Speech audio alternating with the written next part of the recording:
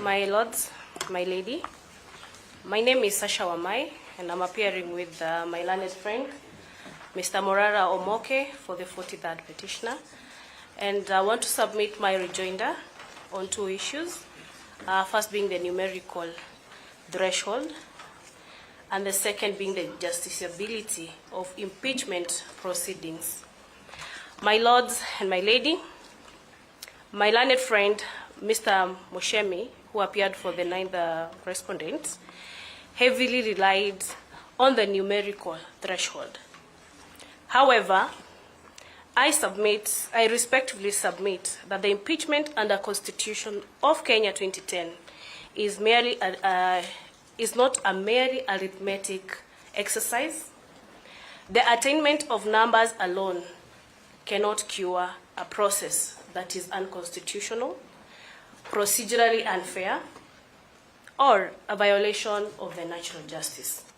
And this, my lords and my lady, I want to quote Article 10 of the Constitution that obligates Parliament as one of the state organs to uphold the provisions.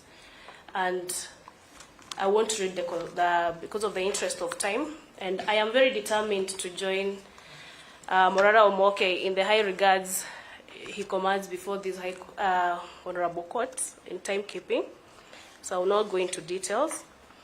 Article 47 that guarantees that every person has the right to fair administrative action. And in this case, numerical threshold cannot overlook these provisions of fair administrative action. And also we can read together with Article 47 to Sub-Article 2. Further, we look at Article 50 of the Constitution that secures the right to fair hearing, numbers notwithstanding. My learned senior, Mr. Masharia, tackled this extensively, and so I will not belabor that point. My lords and my lady, it is imperative to note that impeachment proceedings, though political in form, assume quasi-judicial character because they carry grave, and I quote the word grave, constitutional consequences. Under Article 75(3), it provides that a person who is dismissed from office for contravention of the Constitution is disqualified from holding any other state office. My lords, my lady, this is too much for one person to bear. As aptly put by my learned colleague, Mr. Ndegwa Njiru, adherence to Article 150, 1 and 2 of the Constitution is very necessary in this case. Consequently, the process must not only satisfy the threshold requirements under the Constitution and standing orders. We relied on Standing Order 64, going on, that guides the National Assembly, but must equally comply with Articles 10, 47, and 50 of the Constitution. My lords, in this case, I therefore submit that constitutional compliance cannot be determined solely by the numbers of votes garnered, but whether the entire process met the constitutional standards of fairness, legality, due process, and rationality. A violation of the Constitution, constitutional safeguards, cannot be legitimized by a majority vote. So, my lords and my lady, I urge this court to uphold constitutional supremacy, which is enshrined under Article 2 of the Constitution, by ensuring that all organs exercise their powers within the ambit of the Constitution, and this does not amount to an assault on parliamentary independence, as that was the fear expressed by our respondents the good Professor Gedho Muigai, and my teacher, Dr. Muthomi Giankoro. My Lord and my Lady, it is important to note that constitutional compliance is not determined by the loudness of numbers, but by the fidelity to the due process of the rule of law. Secondly, my Lords and Lady, numbers may satisfy threshold, but fairness confers legitimacy. Overwhelming support, political support cannot legitimize a constitutionally defective process.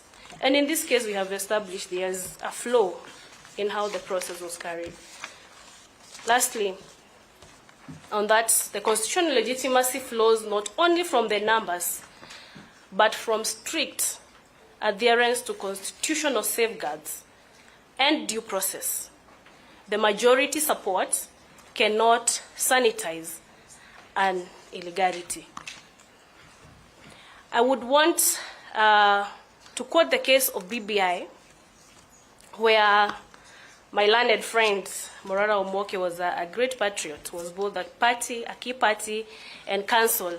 The High Court emphatically held that constitutional compliance cannot be satisfied at the altar of political expediency or numerical strength.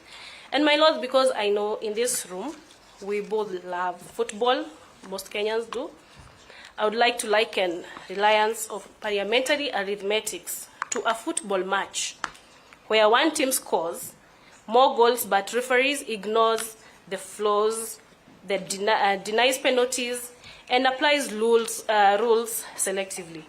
The score may stand on paper, but the integrity of the match is compromised. In such... That is an analogy, my Lord.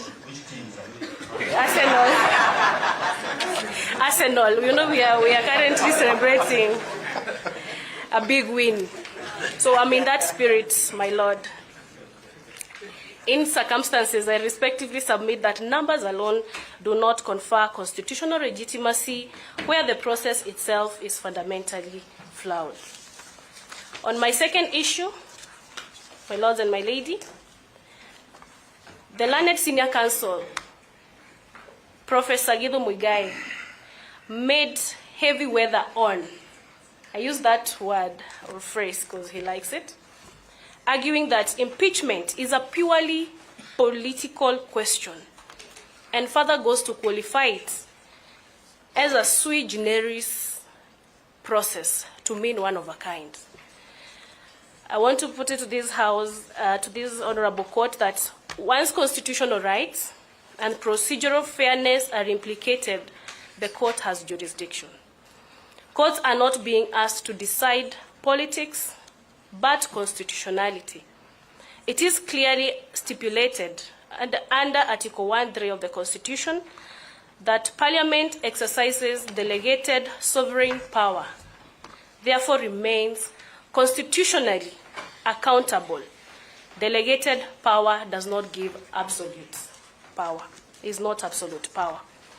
Article 3(1), every person has an obligation to respect, uphold, defend Constitution, read together with Article 22(1), which gives every person the right to institute court proceedings if the rights and freedoms have been denied, violated. This petition, my Lords, my Lady, is not an exception. Article 165 of the Constitution, under subsection 2B, this court is bestowed jurisdiction to determine whether a right or a fundamental freedom has been denied or violated. I will quote the BBI case. It was settled with finality and clarity, and it was held that political questions do not become immune from judicial review simply because they are politically sensitive. It is further quoted, the provisions under 165 2B are stated above, which gives this court jurisdiction to determine the question on fundamental and Bill of Rights. Every exercise of power is reviewable for constitutionality. And the doctrine which has been relied on of separation of power does not erect a constitutional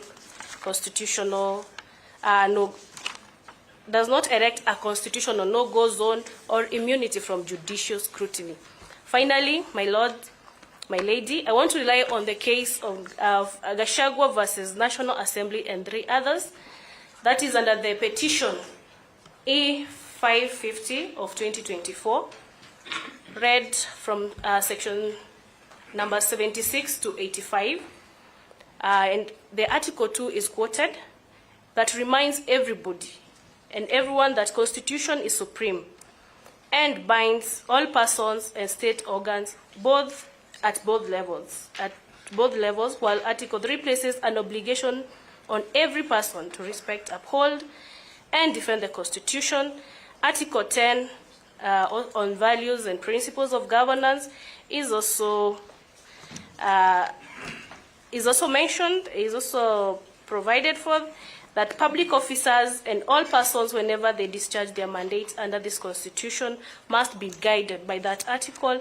And then also Article 163 that gives this court mandates will come in Article 165.3. It gives this, it states on how this court can have mandates or made to scrutinize on constitutionalism in this issue. Lastly, the respondent cannot shield constitutional conduct behind the veil of a pure